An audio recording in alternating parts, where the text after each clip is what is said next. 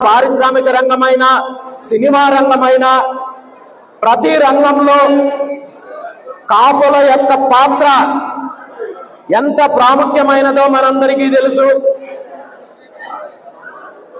అయితే ఆంధ్రప్రదేశ్ రాష్ట్రం ఏర్పడినప్పటి నుండి ఈ రోజు వరకు తీసుకున్నట్టయితే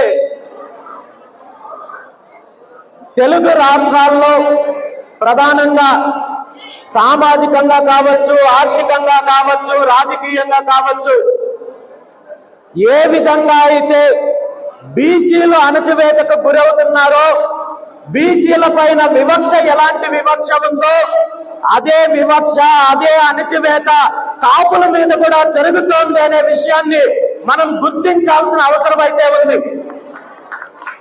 ఎందుకంటే ఆంధ్రప్రదేశ్ అభివృద్ధిలో కావచ్చు, ఆంధ్రప్రదేశ్ రాష్ట్రానికి సంబంధించిన అన్ని రంగాలు, అన్ని అంశాల్లో వృద్ధుల పరంగా తీసుకుంటే కానీ, మరో రకంగా తీసుకున్నా, రాజకీయంగా తీసుకున్నా, సంఖ్యాపరంగా తీసుకున్నా, పారిశ్రామిక పరంగా తీసుకున్నా, బీసీల పాత్ర, కాపుల పాత్ర ఎంత ప్రాముఖ్యమో మనకు తెలుసు. కానీ మన హక్కులు, మన అభివృద్ధి, మన యొక్క వాటాల విషయంలో తీసుకుంటే ఏ విధంగా మనకు అన్యాయం జరుగుతోందనే విషయాన్ని ఈరోజు మనందరం కూడా తెలుసుకోవాల్సిన అవసరం ఉంది.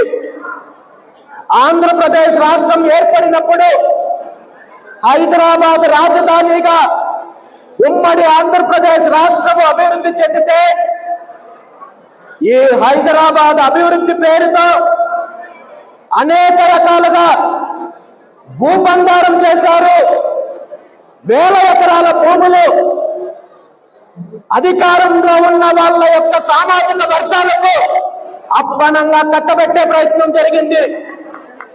అది ఫిలిం సిటీల పేరుతో కావచ్చు, అదేవిధంగా ఇన్ఫ్రా డెవలప్మెంట్ పేరుతో కావచ్చు, హోటల్స్ పేరుతో కావచ్చు, కంపెనీల పేరుతో కావచ్చు, ఫార్మా కంపెనీల పేరుతో చెప్పి కావచ్చు, అనేక రకాలుగా అధికారంలో ఉన్న వాళ్ళ యొక్క సామాజిక వర్గాలకు వేల ఎకరాలు కట్టబెట్టారు. కానీ ఆ భాగస్వామ్యము, అందులో యొక్క ఆ కేటాయింపుల్లో బీసీల యొక్క భాగస్వామ్యం కానీ, కాపుల యొక్క భాగస్వామ్యం కానీ శూన్యం అనే విషయాన్ని మనం గుర్తించాలి. ఈరోజు హైదరాబాద్ నడిబొడ్డులో ఉంటున్న వేల ఎకరాల ఫిలిం సిటీలు మనం తీసుకుంటే సినిమా ఇండస్ట్రీ అభివృద్ధికి కృషి చేసిన వాళ్ళలో మొట్టమొదటి స్థానము పెద్దలు స్వర్గీయ దాసరి నారాయణరావు గారు అనే విషయాన్ని మనం గుర్తించాలి.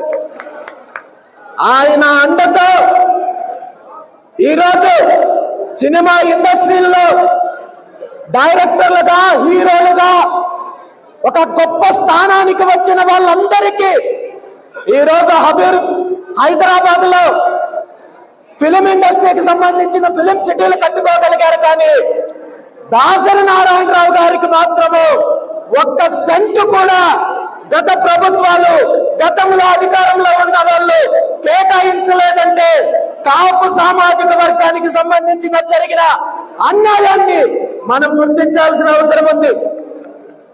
అదేవిధంగా ఈరోజు రాజకీయంగా తీసుకుంటే మనందరికీ తెలుసు, ఆంధ్రప్రదేశ్ రాష్ట్రం ఏర్పడినప్పటి నుండి రాష్ట్రంలో జరిగిన రాజకీయ పరిణామాలు, ఇప్పుడు జరుగుతున్న రాజకీయ పరిణామాలు తీసుకుంటే బీసీలకు, కాపులకు ఏ విధంగా అన్యాయం జరుగుతుందో, బీసీలను, కాపులను కేవలం ఓటు బ్యాంక్ రాజకీయాల కోసం ఉపయోగించుకొని ఉత్సవ విగ్రహాల లాంటి పదవులు చూపించి ఏ విధంగా మనకు అన్యాయం జరుగుతుందో, మన హక్కులకు అన్యాయం జరుగుతుందో, మన అభివృద్ధికి ఏ విధంగా అడ్డుపడుతున్నారో మనందరం కూడా గుర్తించాల్సిన అవసరం ఉంది.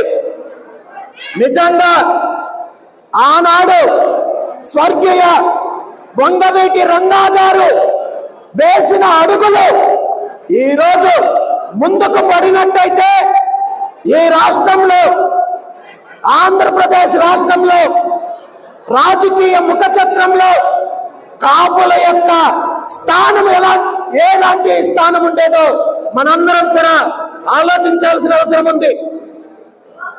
ఆనాడు వంగవీటి రంగా గారు ఒక రకమైన విప్లవం లాగా ఒక మార్పు కోసము ఆంధ్రప్రదేశ్ రాష్ట్రంలో ఉన్న బహుజనులకు అధికారం కోసం అడుగులు ముందుకు వేస్తే, ఆ ఉద్యమం కొనసాగితే ఈ రాష్ట్రంలో ఉన్న దోపిడీదారుల యొక్క పెత్తనానికి అంతమవుతుందనే ఉద్దేశంతో ఆనాడు రంగా గారిని, ఆయన ఆశయాన్ని హత్య చేశారనే విషయాన్ని మనందరం గుర్తించాలి.